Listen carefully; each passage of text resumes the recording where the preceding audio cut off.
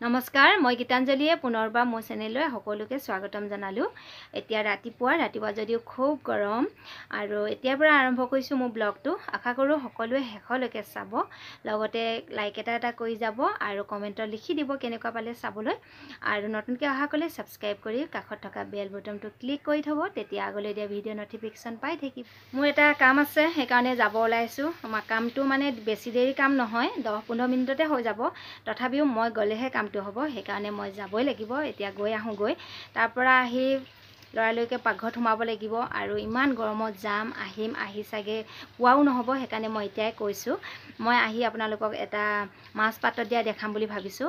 মাছ পাতত দিয়ানো কি দেখুৱাবলগীয়া বুলি ভাবিছে নিশ্চয়, কিন্তু মই আজি দেখুৱাম এইকাৰণে, মই যিহেতু জুইত পাতত দিম। আৰু জুইত পাতত দি দেখুৱাম এইকাৰণে, আজিকালি যিবোৰ নতুন প্ৰজন্ম উঠি আহিছে তেওঁলোকে জুই ব্যৱহাৰ একেবাৰে নজনা নিচিনা হৈছে, নেদেখা নিচিনাই হৈছে। আজিকালি গাঁৱে চহৰে সকলোতে গেছে ব্যৱহাৰ হ'ল। আমাৰ দিনত আমি সৰুতে আমাৰ ঘৰত জুই ব্যৱহাৰ হৈছিলে, গেছ হৈছিলে পাছত, কিন্তু তথাপিও জুইকুৰা আমাৰ সদায় আছিলেই। আৰু জুইত আমি বহুত ধৰণৰ বস্তু বনাই খোৱা দেখিছিলোঁ। মাহঁতে মাছ পাতত দি খুৱাই, পুৰি খুৱাই, আলু পুৰি খুৱাই, বিভিন্ন ধৰণৰ বস্তু পুৰি আমাক জুইত খুৱাইছিলে। আমিও দেখিছিলোঁ, শিকিছিলোঁ, আমিও কৰিছিলোঁ। সেইকাৰণে আমাৰ কাৰণে এইটো তেনে সাধাৰণ কামেই হৈছিলে। কিন্তু আজিকালি যিহেতু জুই দেখিবলৈ নাই, তেতিয়াহ'লে জুইত কেনেকৈ বনায় কেনেকৈ জানিব নহয় জানো। আৰু জুইত বনাবলৈ যিখিনি কষ্ট গেছত সেইখিনি একেবাৰে নহয়, সেইকাৰণে বহুতে জুই ব্যৱহাৰ নকৰা হৈছে। তাৰোপৰি খৰিও অভাৱ। এতিয়াতো চহৰত খৰি পোৱা যায়, কিন্তু খৰিৰ দাম যিটো আপোনাৰ শুনিলে চকু কপালত উঠিব।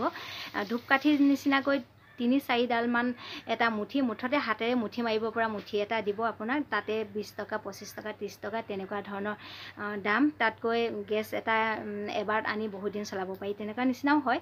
আৰু চহৰত এনেকুৱা ঠাইও আছে, কিছুমান ঠাইত জুই জ্বলাবলৈও সুবিধা নাই, সেইকাৰণে জুই ব্যৱহাৰ কৰিব নোৱাৰে।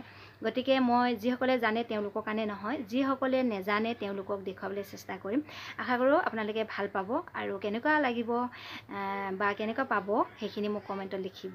তেনেহ'লে মই গৈ আহোঁ, তাৰ পাছতে আপোনালোকক মই দেখুৱাই যাম মই কেনেকৈ পাতত। মাছ পাতত দিবলৈ প্ৰথমতে লাগিব জুই একুৰা, সেইকাৰণে মই জুইখন জ্বলাই লৈছোঁ। মই ইয়াতে মাজে সময়ে জুই জ্বলাই বনাওঁ কেতিয়াবা। আৰু জুইকুৰা জ্বলাবলৈ মই বেয়া কাগজ অকণমান দি লৈছোঁ, কাগজকেইখন জ্বলাই লৈছোঁ, আৰু তাৰ ওপৰত অকণমান পাতল খৰিকেইডোখৰমান দি দিছোঁ। যেতিয়া খৰিকেইডোখৰত জুইয়ে ধৰিব, তেতিয়া মই ওপৰত ডাঙৰ খৰি দি দিম। একেবাৰে ডাঙৰ খৰি যদি দি দিওঁ, তেতিয়াহ'লে জুইকুৰা জ্বলিবলৈ অকণমান টান হয়।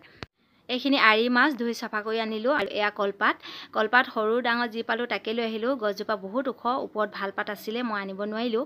আৰু পাতখিনি আনি ধুই মই ৰ'দত অলপ দেৰি থৈ দিলোঁ। মাছ পাতত দিবলৈ পাত জুইত হ'লেও যেনেকৈ হ'লেও পাতবোৰ লেৰেলাই ল'ব লাগে, নহ'লে মাছ নুৰিয়াওঁতে ফাটি যায়। মই আজি জুইত সেকাবলগীয়া নহ'ল, কাৰণ ৰ'দটো ইমান চোকা, ৰ'দতে থৈ দিলোঁ, পাত হৈ গ'ল। আৰু এয়া মাছ কেইপিচমান লৈ মই সৰু টুকুৰা কৰি লৈছোঁ, বেছি ডাঙৰ হৈ থাকিলে সিজিবলৈ টান হ'ব।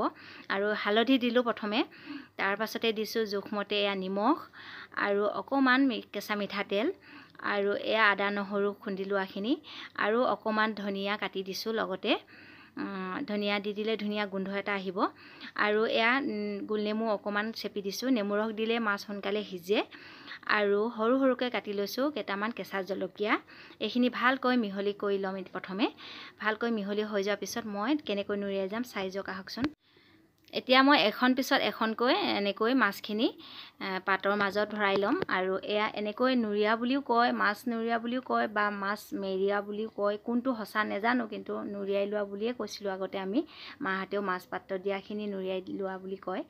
আৰু আচলতে মাছ পাতত দিয়াটো অলপ গোটাকৈ কৰিছিলে, সেইটো কৰিবলৈ মোৰ পাতখিনি অসুবিধা হ'ল, সেইকাৰণে মই এনেকৈ কৰিছোঁ, পেকিং কৰা নিচিনাকৈ।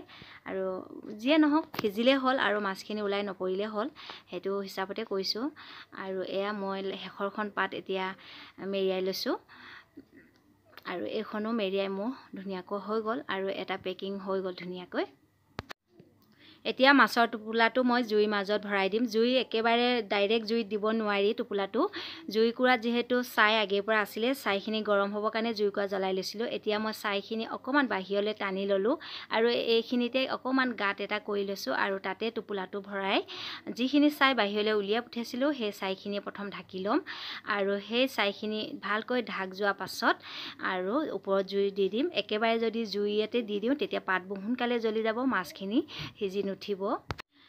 আৰু যেতিয়া মাছৰ গোন্ধ এটা ওলাব তেতিয়া গম পোৱা যাব যে মাছখিনি লুটিয়াই দিব হৈছে, মানে পাত জ্বলি যাব বেছি জুই পালে।